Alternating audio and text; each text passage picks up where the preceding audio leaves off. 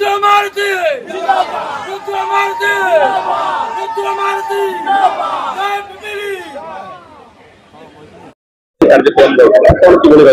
आज डेलांग पिपिली निर्वाचन मंडली स्तरीय बिजू महिला जनता दल डेलांग पिपिली द्वारा आयोजित नारी अधिकार पाई आज ये समावेश होता।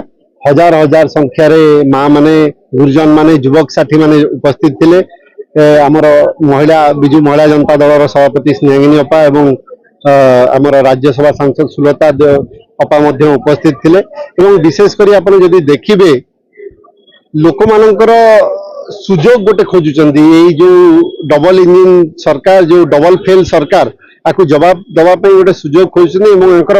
माइंड रे मध्य से रही पुनर्बार आम जो भूल करूँ पुनर्बार न करूँ एवं पुणी केमिति आमर प्रिय नेता नवीन पट्टनायक पुणी थे मुख्यमंत्री करूँ से लक्ष्य कार्य कर। ये खाली 29 निर्वाचन बिगुल नुहे ये आगामी दिन में पंचायत निर्वाचन बिगुल बाजीगला।